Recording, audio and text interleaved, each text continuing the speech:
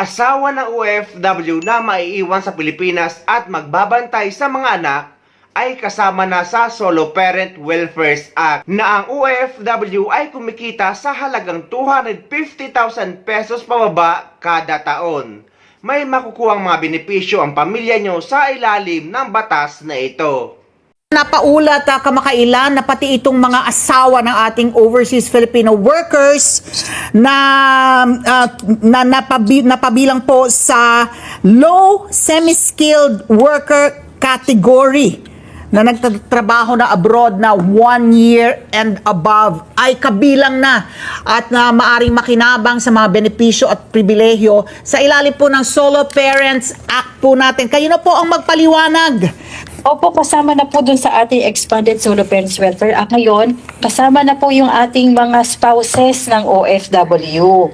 So, in-include po natin sila kasi po unang-una, hindi lang naman po financial need ang kailangan po ng mga dependents, di ba? Tama po. Ng mga pamilya o yung mga children po ng mga OFW. Alam po natin ngayon na marami pa po silang mga kailangan, particularly yung mga psychosocial need, emotional support.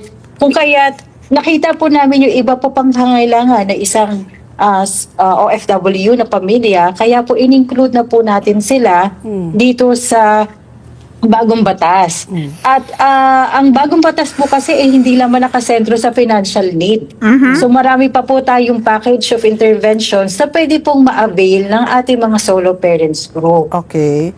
At like, Opo. ano pa yung mga benefits po? Kasi narinig po ko pa kayo kahapon, sabi niyo po, ang mga solo parents kasi nakakatanggap po ng 1,000 kada buwan, no? Pero ito nga yung talagang ano pa rin, sila ay nasa laylayan, no? Hindi naman kasi automatic na just because you're a solo parent, makakakuha ka ng 1,000 pesos every month. So, meron rin po silang, meron kayong meron kayong pamantayan kung sino makakakuha po nito. Ano pa yung karagdagan pong nakukuha aside from the 1,000 pesos po? Yes, meron po tayong comprehensive package of social protection services na pwede po nilang ma-avail sa ating mga different agencies na nagbibigay nito. Patungkol po ito, pwede po silang may mga, sabi ko nga po kanina, may psychosocial support na pwedeng ibigay, especially yung mga pamilya po natin na naabuso, yung mga abused women, abused solo parents. So may psychosocial intervention po tayo na pwedeng ibigay.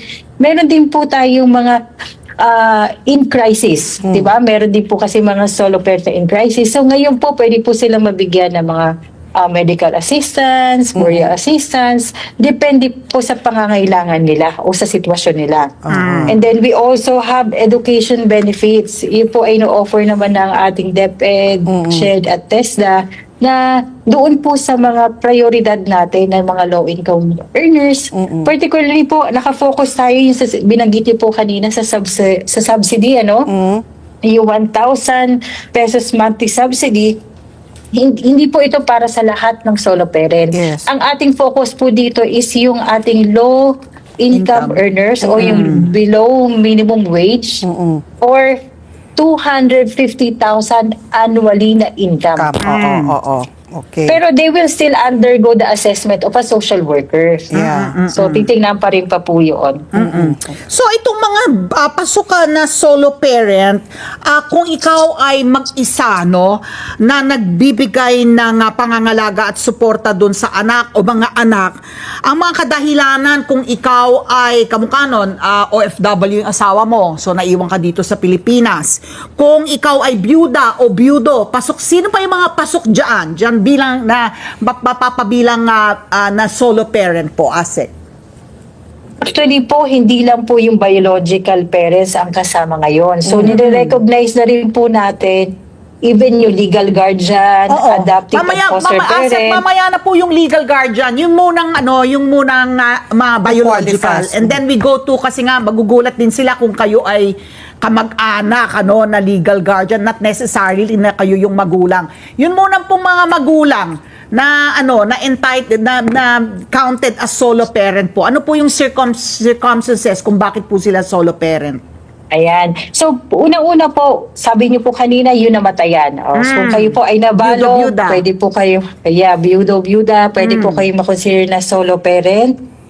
yung inyo pong spouse, no, ay may mental incapacity. No. So, ibig sabihin po, no, wala po silang kapasidad to provide support and care sa kanilang pamilya. Yun po ay pwede na pong makonsider as solo parent.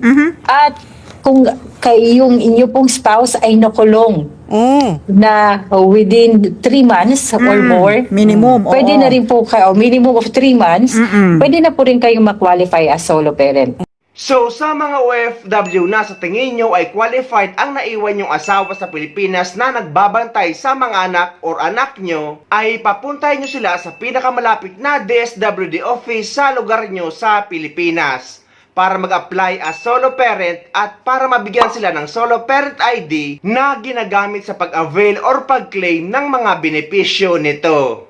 OFW ako, OFW ako.